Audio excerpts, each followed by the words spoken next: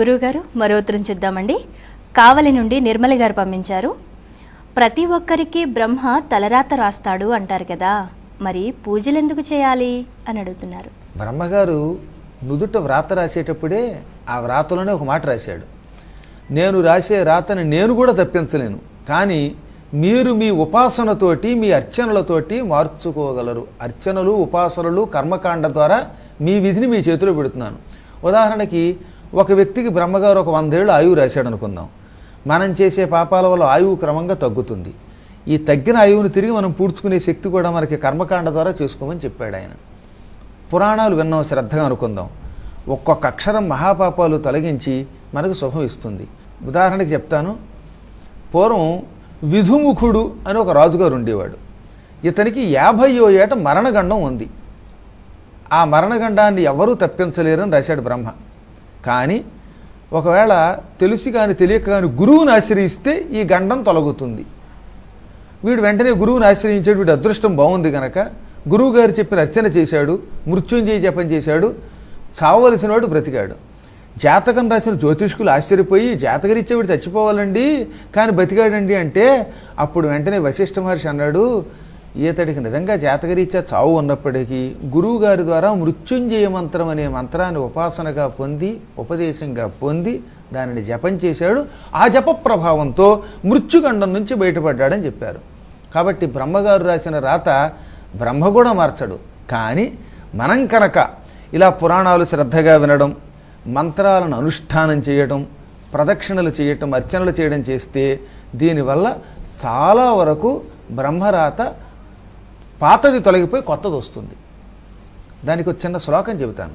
శంకరాచార్యులు ఒక గొప్ప శ్లోకం రాశారు.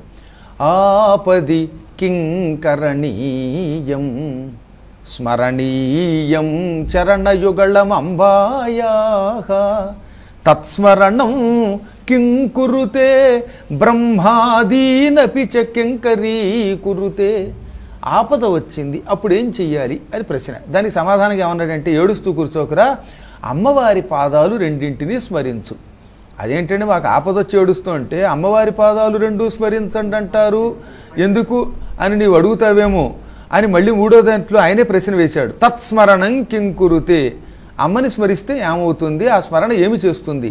బ్రహ్మాదీనపి చ కింకరీకురుతే, బ్రహ్మ వంటి దేవతల్ని మనకి సేవకుల్ని చేస్తుంది. మేము ఆపదొచ్చి ఏడుస్తుంటే అమ్మని స్మరించంటావు, అమ్మని స్మరిస్తే బ్రహ్మ సేవకుడు అవుతాడంటావు, సేవకుడైతే నాకు వచ్చే లాభం ఏమిటి అని అడుగుతావేమో, అందులోనే ఉందిరా అంతరార్థం అన్నాడు ఆయన.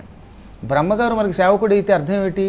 నాయనా బ్రహ్మ, నా నుదుట ఫలానా చోట ఉద్యోగం చెయ్యి, లేదా ఫలానా చోట జీతం పుచ్చుకో, ఫలానా చోట జీతం పెరగకుండా ఉండుగాక, ఇలాంటి రాతలన్నీ నువ్వేగా రాసావు, ఇప్పుడు ఆ రాత తుడిచేయి, మళ్ళీ కొత్తగా నేను చెప్పినట్టు రాయి అని మనం అడగచ్చు. బ్రహ్మ మనకి సేవకుడైతే అప్పుడు మనం ఇష్టం వచ్చినట్టు రాసుకొచ్చున్నాడు. అంటే బ్రహ్మని కూడా అమ్మవారి పాదస్మరణ సేవకుడిని చేస్తుంది.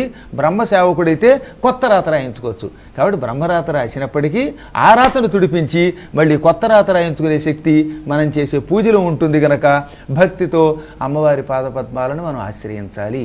ఇవన్నీ ఒకదానికోటి ఇంటర్లింకుడు. కాబట్టి ఇవి తెలుసుకుంటే యావత్ జీవితం సుఖంగా ఉంటాం.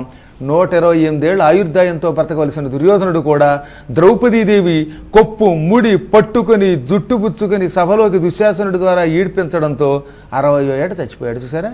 కాబట్టి ఆయువు ఉన్నప్పటికీ బ్రహ్మ రాత రాసినప్పటికీ చేసిన పాపాల వల్ల వాడు నశించాడు. పుణ్యాల వల్ల పైకి వచ్చిన వాళ్ళు ఎంతోమంది ఉన్నారు. ధర్మ సందేహాలు కార్యక్రమంలో ఇప్పుడు